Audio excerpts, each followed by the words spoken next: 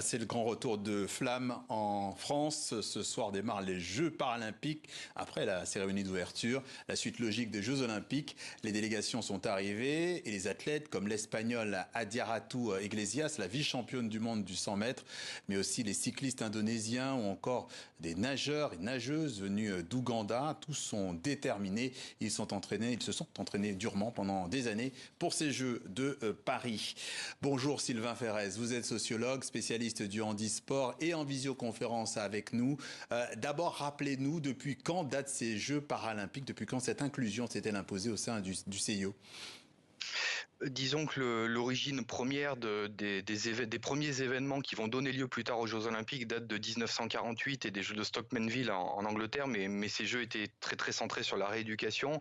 On peut dire que les Jeux paralympiques au sens moderne du terme, c'est-à-dire incluant tout type de déficience, sont beaucoup plus tardifs et datent probablement de 1988 avec la création de l'International Paralympic Committee, le Comité international paralympique qui échange avec le CIO et offre le cahier des charges de cet événement. Ouais. Les Jeux de Londres en 2012 ont été vus comme une sorte de référence concernant ces Jeux paralympiques pendant et après les épreuves. Pourquoi ? Sans doute parce que le mode de communication sur ces jeux a été tout à fait particulier, a donné une visibilité, a mis la lumière sur un monde qui était peu connu et d'une manière un peu originale, avec un aspect très positif lié à la culture, on va dire multiculturaliste en Grande-Bretagne et la sensibilité pour les diversités en général qui font que la Grande-Bretagne et sans doute le Canada étaient les pays les plus avancés sur les politiques inclusives en général et sur la vision du handicap. Un peu moins positive par d'autres aspects, puisque cette visibilité, on lui a reproché un peu a posteriori de valoriser les aspects technologiques, le côté Meet the Superhumans, qui était le titre du petit clip de promotion de la chaîne Channel 4. Mais bon, pour la première fois, en tout cas, la télé a médiatisé en Angleterre en totalité ces Jeux, ce qui était tout à fait inédit et leur a donné une visibilité qui nous fait rentrer dans l'ère moderne de ces Jeux paralympiques. Meet the Superhuman, ça veut dire rencontrer l'homme, le super-homme. Précisément, est-ce qu'il y a eu, après ces Jeux de Londres, une augmentation de l'attractivité du sport paralympique? Est-ce qu'on sait si des vocations sont nées? On peut pas, c'est difficile de parler en général. Il y a beaucoup de difficultés, des diversités de situations selon les pays. Ce qu'on sait, c'est que le virage de Londres se confirme édition et après édition. Et depuis Londres, on pourrait dire que le paralympisme prend une valeur et une place particulière dans cet événement unique désormais que sont les Jeux Olympiques et Paralympiques.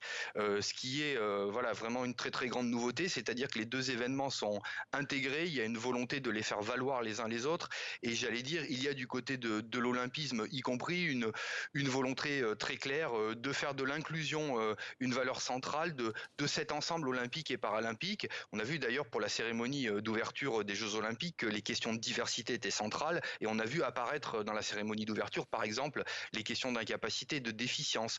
Donc on va dire que les Jeux paralympiques s'inscrivent dans un ensemble où ils ont pleinement leur place et où ils sont valorisables parce que la valeur de la diversité est reconnue désormais comme une valeur qui doit être promue par le monde du sport. Les Jeux Olympiques de Paris, on y vient. Quelles innovations sont attendues pour ces Jeux ? Il y en a eu quelques-unes déjà. Par exemple, un logo unique qui permet en termes de visibilité de mettre en valeur les deux événements. On pourrait dire aussi, comme les Jeux Olympiques, cette cérémonie d'ouverture qui va se passer dans la ville et qui donne, j'allais dire, une proximité, un rapport à la réalité sociale comment dire, à l'introduction dans le monde urbain et dans la vie de tous les jours de ces Jeux, sans doute plus forte que quand les cérémonies se font dans les stades de manière un peu déréalisée et éloignée des lieux quotidiens.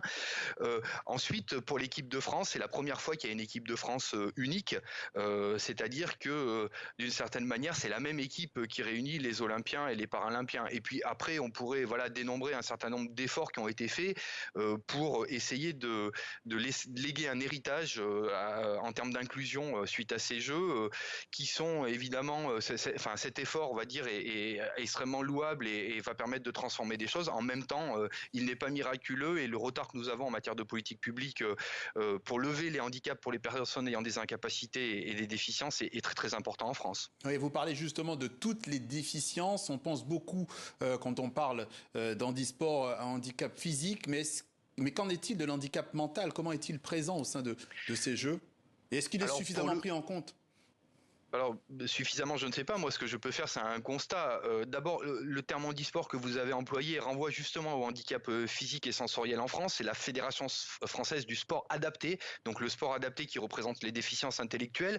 Et puis, au niveau international, on pourrait dire que la déficience intellectuelle est un peu la dernière rentrée dans les Jeux, puisque après une apparition dans les années 90 et jusqu'en 2000, où il y a eu une exclusion des déficients intellectuels des Jeux en raison d'une tricherie aux Jeux de Sydney, ils ne sont rentrés définitivement dans ces jeux, enfin définitivement je l'espère, qu'en 2012. Et par exemple en France, on a commencé à médiatiser, à rendre visibles des sportifs et des médaillés que depuis Tokyo, avec notamment la médaille d'or de Jean-Charles Kouakou, qui a permis à cet athlète déficient intellectuel d'être reconnu de manière pleine et entière, d'être accueilli sur les plateaux de télévision et d'avoir toute la visibilité qui sied aux autres médaillés d'or paralympiques. Et vous, enfin, observateur de ces questions, et là je vais faire un pas de côté, estimez-vous que les médias parlent trop du handicap des participants et pas assez de leur performance sportive? Je pense qu'il faut d'abord parler de leurs performances sportives et expliquer comment elles sont de très haute performance compte tenu des capacités qu'ils ont et compte tenu de la manière dont les épreuves leur permettent d'exprimer ces capacités. Donc évidemment, c'est le plus important et l'essentiel. L'histoire, j'allais dire, de comment ils en sont arrivés là, finalement, n'est pas le centre du propos. Chacun a la sienne. D'ailleurs, les journalistes projettent souvent beaucoup de fantasmes ou de représentations là-dessus. Centrer aussi le regard là-dessus, c'est alimenter un certain misérabilisme. Vous savez, c'est à la fois dire oh ces pauvres gens, vous vous rendez compte tout ce qui leur arrivé, c'est-à-dire qu'il y a un sous-texte ou un discours caché, ou en tout cas qui peut être reçu comme ça par une certaine part de la population et qui n'est pas du tout le regard que veulent donner ces jeux.